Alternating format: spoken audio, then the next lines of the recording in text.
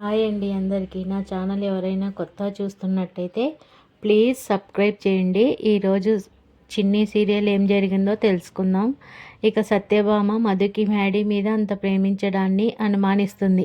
దానికి మ్యాడీ తన మెడలో నేను తాళి కట్టాను కాబట్టి తను నన్ను ప్రేమిస్తుంది.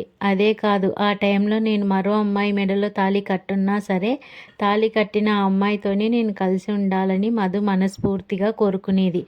అది తాళికి మధు ఇచ్చే విలువ. గుండెల మీద నేను కట్టిన తాళి ఉండటం వల్ల గుండెల్లో నన్ను దాచుకుంది అంటాడు మ్యాడీ. ఇక పోలీస్ ఆఫీసర్గా నేను అన్నీ అనుమానించాల్సి ఉంటుంది అని సత్యభామ అంటే, నువ్వు ఎవరినైనా అనుమానించు, కానీ మధు ప్రేమని మాత్రం అనుమానించొద్దు అంటాడు. ఇక సత్యభామ స్వరూప సుబ్బులను గుర్తు చేసుకొని ఎవరిని అనుమానించాలో వాళ్ళని అనుమానిస్తా అని అంటుంది. ఇక మరోవైపు దేవా బాలరాజు దగ్గరికి వెళ్ళి బాలరాజు జుట్టు పట్టుకొని, ఎందుకురా నాగవల్లికి నిజం చెప్పావు? నువ్వు నిజం చెప్పడం వల్ల నా భార్య నన్ను వదిలేసి వెళ్ళిపోతుంది అంటాడు. వదిలేసి వెళ్ళిపోతుందా, ఇంకా చంపేసి వెళ్ళిపోతుందా అంటాడు బాలరాజు. దేవా బాలరాజును కొట్టి, ఎంత ఆశరా నా భార్య మీద నన్ను వదిలేయాలని. నాగవల్లికి నేనంటే ప్రేమ, అంత నమ్మకం, నన్ను వదిలేసి వెళ్ళిపోదు అని అంటాడు. వదిలేసి వెళ్ళిపోదు అనుకోవద్దు, నా కూతురు రంగంలోకి దిగింది. కనిపించకుండా నిన్ను ముప్పు తిప్పలు పెడుతున్న నా కూతురు నీకు కనిపిస్తే ఎలా ఉంటుందో ఆలోచించు. నా కూతురు సాక్ష్యాలు సంపాదిస్తుంది, అవి నాగవల్లికి చూపిస్తే నాగవల్లి నిన్ను నరకానికి కొరియర్ చేస్తుందని బాలరాజు అంటాడు. దాంతో దేవా కోపంతో బాలరాజుని చితక్కొట్టేశాడు. పిచ్చి పిచ్చిగా వాగితే నీ కూతురు దొరికే వరకు కూడా నువ్వు బతకవని వార్నింగ్ ఇస్తాడు. ఇక బాలరాజు పెద్దగా నవ్వుతాడు. సత్యభామ రాత్రి మధు పుట్టింటికి వెళ్తుంది.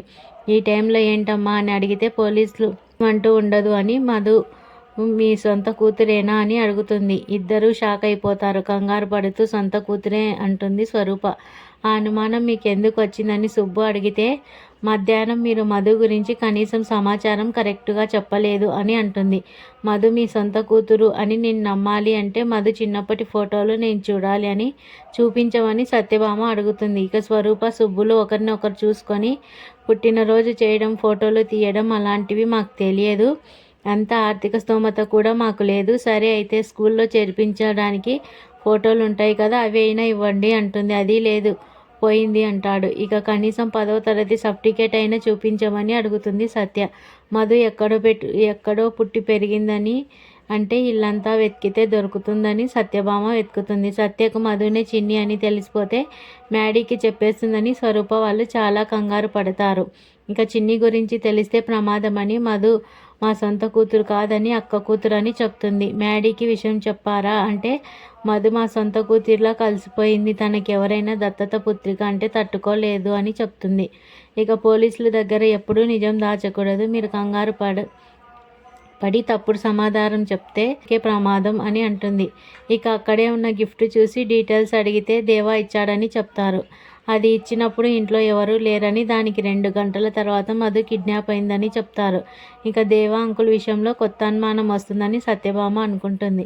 ఇక మధు లేకపోవడంతో మ్యాడీ చాలా బాధపడతాడు, నిద్ర కూడా పట్టదు. దాంతో అక్కడే ఉన్న హనుమంతుడి దగ్గరికి వెళ్ళి, నన్ను అంతలా ప్రేమించే నా మధు ఎక్కడుంది స్వామి, నా మధుని నువ్వే కాపాడాలి అని వేడుకుంటాడు. అప్పుడే మధుగా వసుధార ఎంట్రీ ఇస్తుంది.